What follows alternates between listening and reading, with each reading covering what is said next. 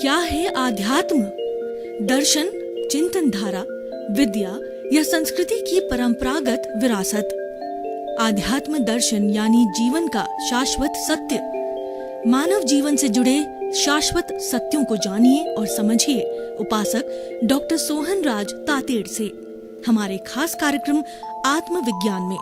आत्मविज्ञान यानी सही दृष्टि, सही सोच। भाइयों और बहनों, मातृशक्ति को नमन। स्टूडियो में आपका हार्दिक स्वागत है, अभिनंदन है, सत्कार है। आत्मविज्ञान, साइंस ऑफ द सोल ऐसा कार्यक्रम है जिसके केंद्र में आत्मा है, और जहाँ पर केंद्र में आत्मा होती है तो सभी कार्य प्रामाणिक होते हैं, सभी कार्य स्थायी होते हैं, क्योंकि आत्म तत्व एक स्थायी तत्व है।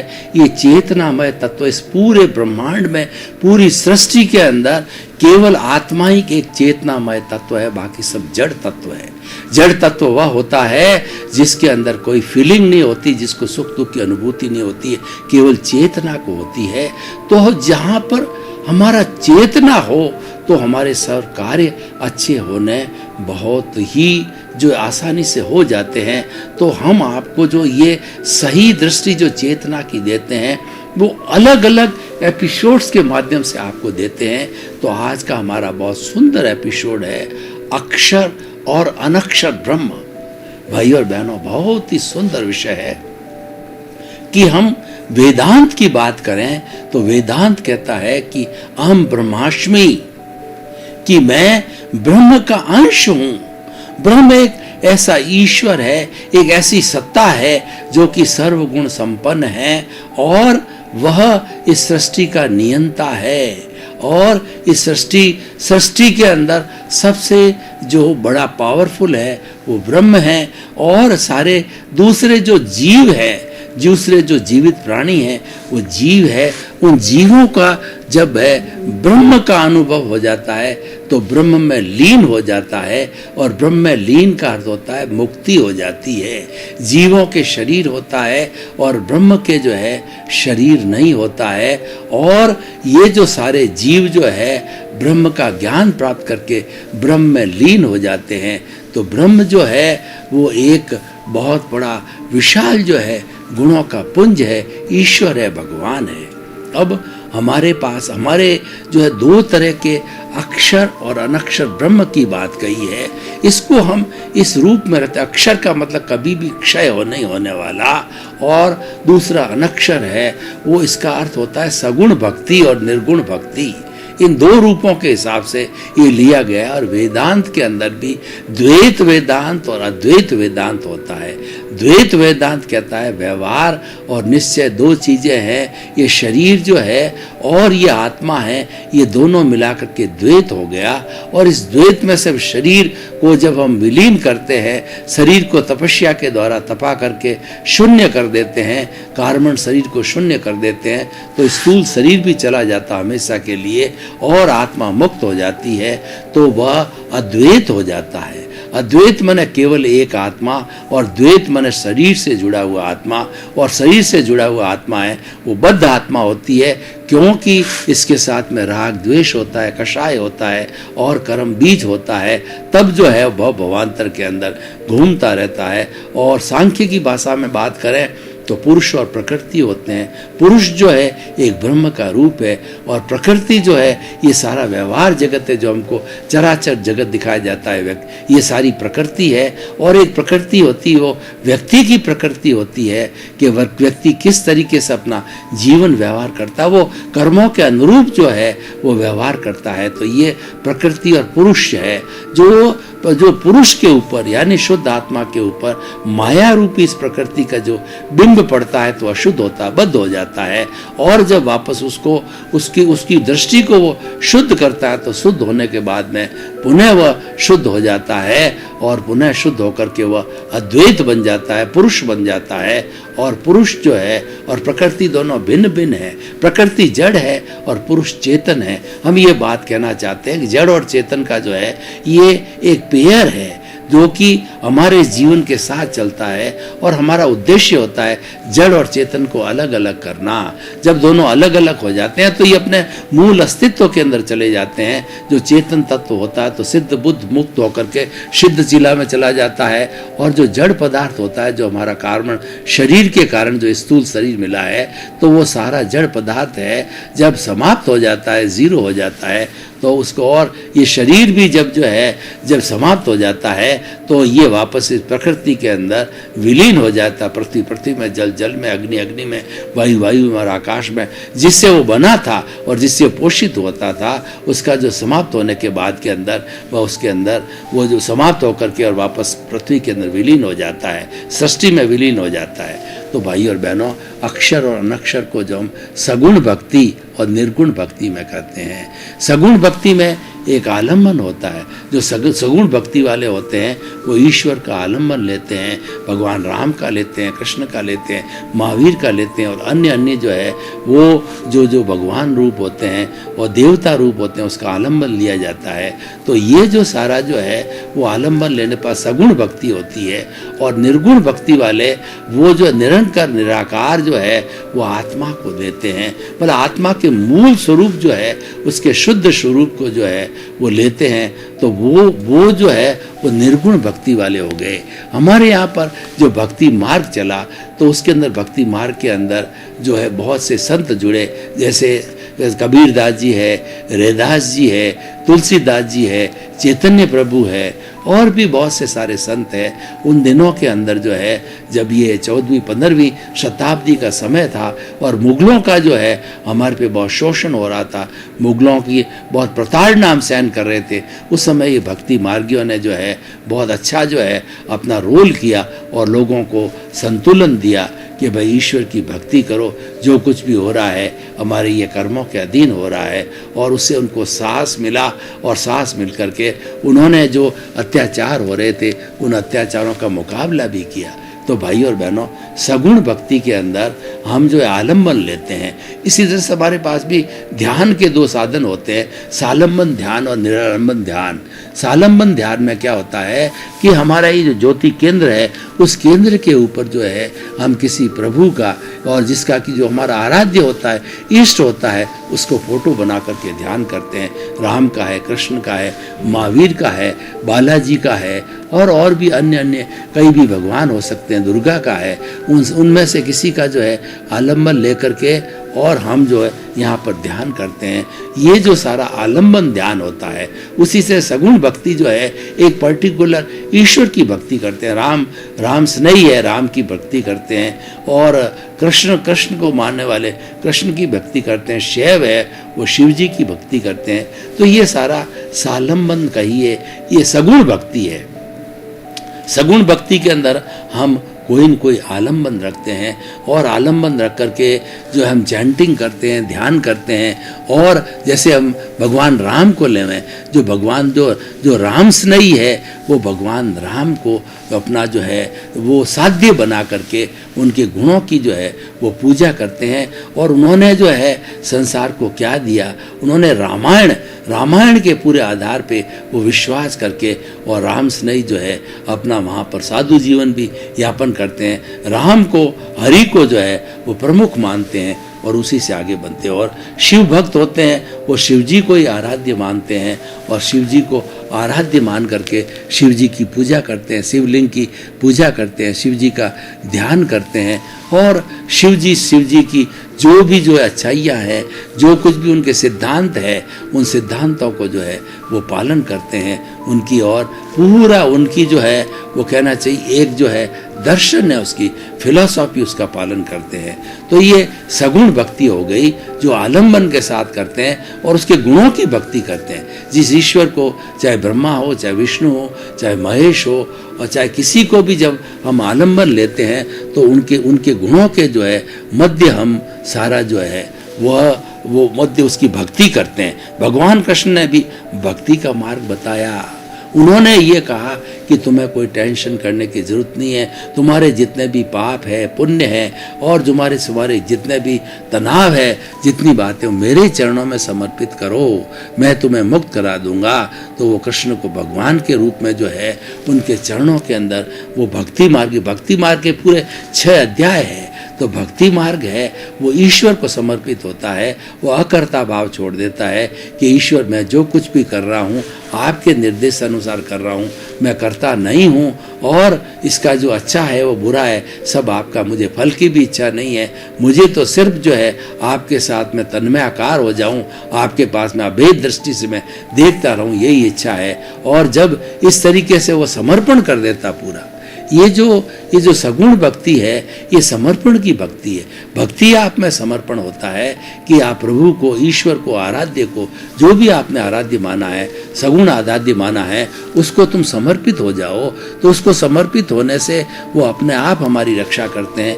एक देखिए, एक बच्चा जन्म लेता है, उदाहरण के तौर पर बताना चाहता हूँ कि बच्चा छोटा होता है तो उसको पता नहीं है, उसको विवेक नहीं है क्या करना चाहिए और क्या नहीं करना चाहिए। छोटा बच्चा के पास तो सर्प जा रहा है तो उसको भी पकड़ लेगा, क्यों उसको विवेक नहीं है। तो उसकी माँ होती है, उसका पूरा संरक्षण करती है, उसकी देखभाल करती है, क्योंकि वो माँ को समर्पित है। इसलिए माँ को अपने भक्त, अपने पुत्र भक्त की जो है पूरी रक्षा करती है। तो ये समर्पण का सवाल होता है। तो ठीक उसी तरीके से बच्चा माँ के साथ में समर्पित होकर के माँ उसकी रक्षा करती है। तो हम दुर्गा माँ हैं या शिव भगवान है या बालाजी है, उनको समर्पित हो जाते हैं सगुण भक्ति के द्वारा कि जो कुछ भी आपका, मेरा काम तो कर्तव्य करते रहना है और वो भी बिना फल की इच्छा किए। कृष्ण भगवान ने जो गीता में कहा है कि निष्काम कर्म करो, तो उस निष्काम कर्म करने की दृष्टि से जो है मैं ये कार्य कर रहा हूँ और समर्पित होकर कर रहा हूँ। ये सारी सगुण भक्ति है। अब दूसरी होती है निर्गुण भक्ति होती है। निर्गुण भक्ति में कोई आलंबन नहीं होता है, कोई जो है अन्य ईश्वर का रूप नहीं होता है। हमारा जो भीतर मूल आत्मा है, शुद्ध आत्मा भगवान है, जो अनंत ज्ञान वाला है, अनंत दर्शन वाला है, अनंत शक्ति वाला है और अनंत सुख का धाम है, वही उसका लक्ष्य होता है। और वह जो है वो आकार रहित होता है, निरंकारी है और उसकी कोई शरीर नहीं होता है, वह तो मात्र जो है ज्ञाता दृष्टा रूप में होता है।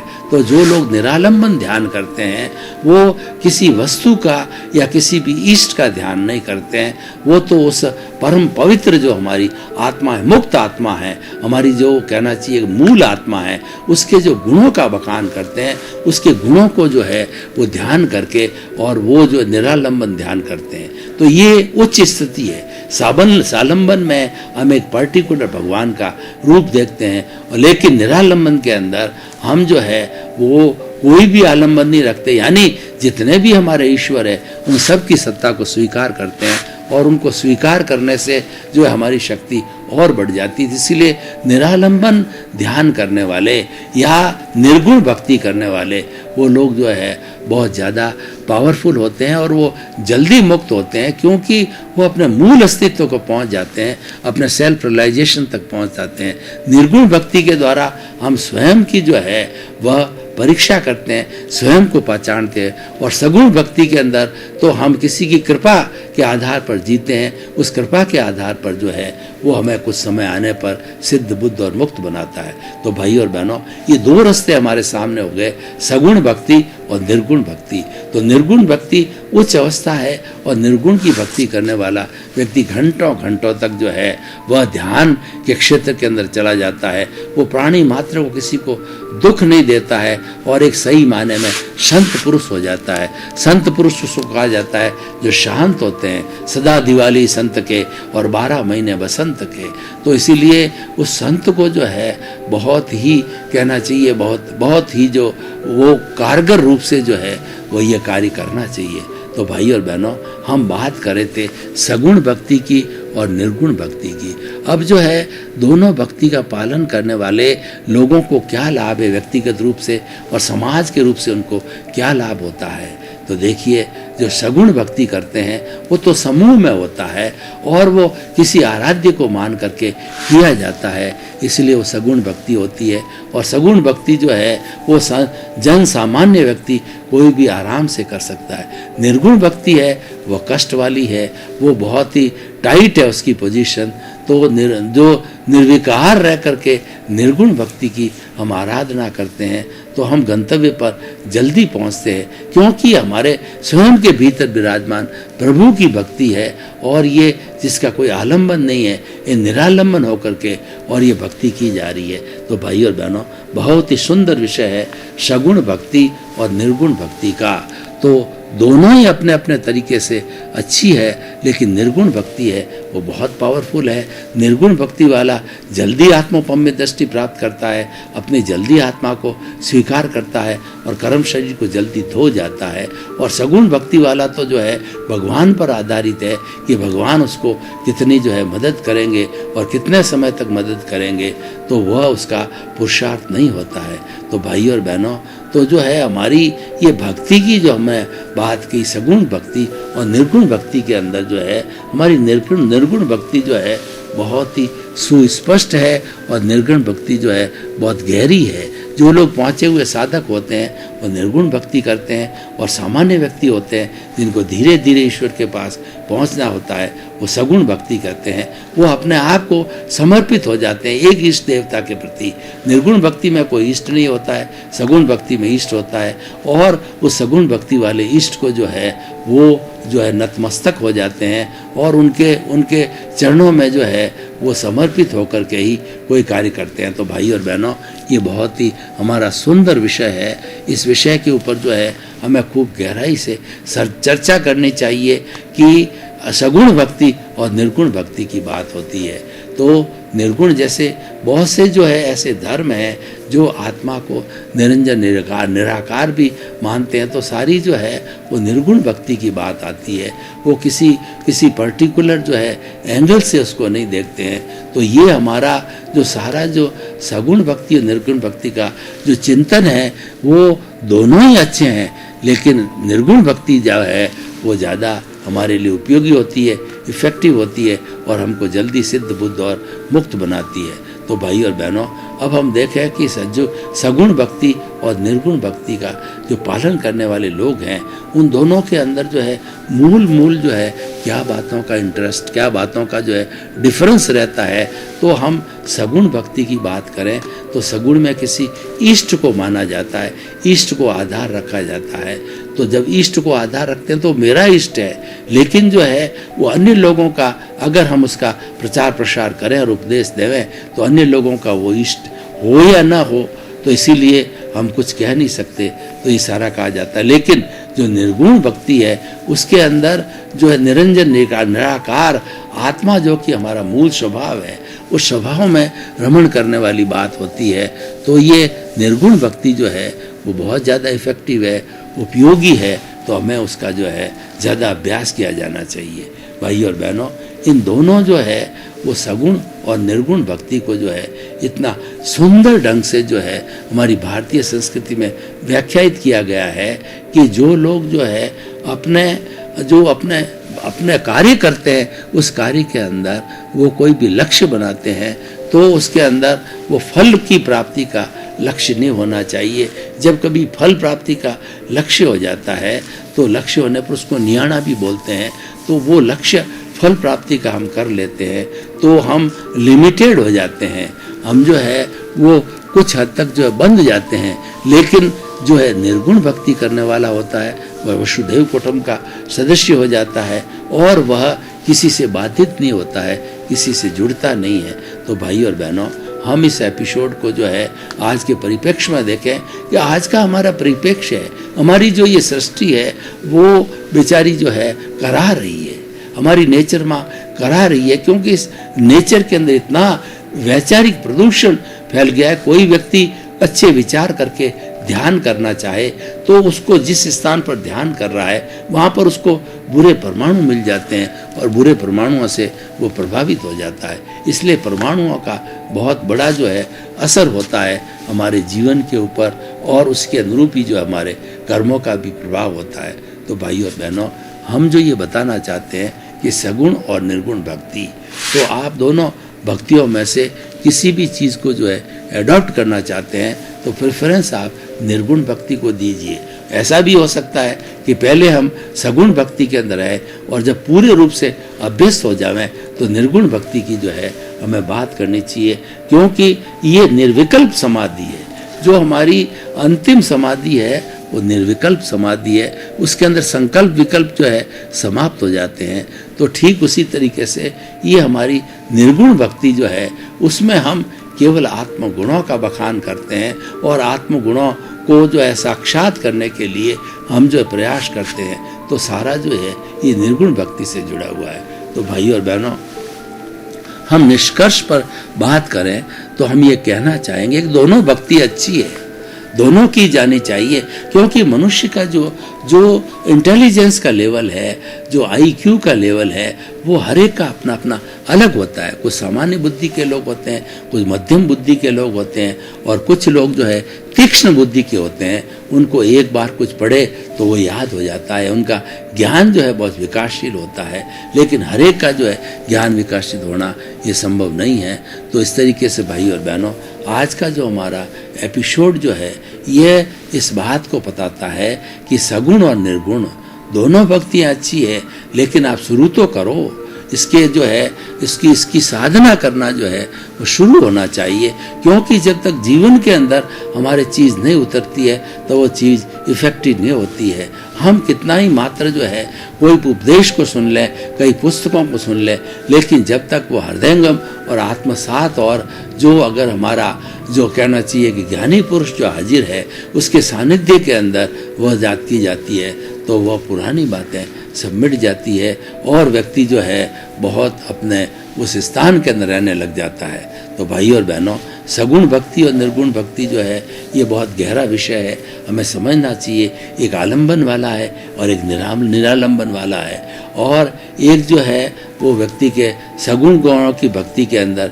सगुण गुणों का व्याखार करने वाला होता है, और निर्गुण भक्ति के अंदर वह जो आत्मा सिद्ध शिला में विराजमान है उसकी सारी व्याख्या की जाती है, क्योंकि ये दोनों अलग अलग जो है वो उसके किनारे हैं दोनों चीज़ के।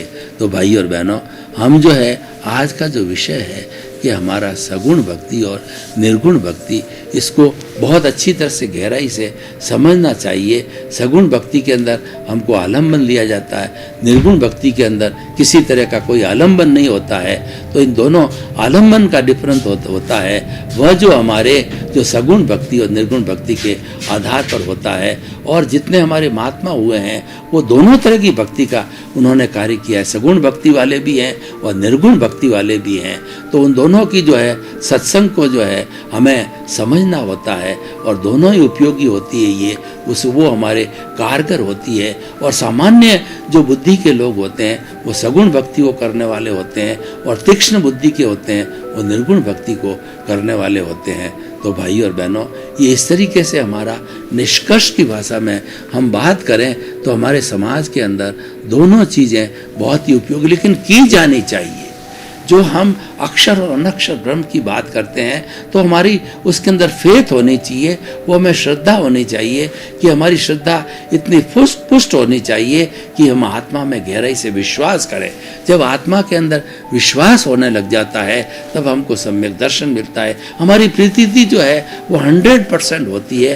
तो उसके साथ साथ में ज्ञानी पुरुष जो है हमारे को 15% का जो जागृति देते हैं वही पुरुषार्थ है। वह पुरुषार्थ क्या है कि आपने स्वभाव में रमण करो।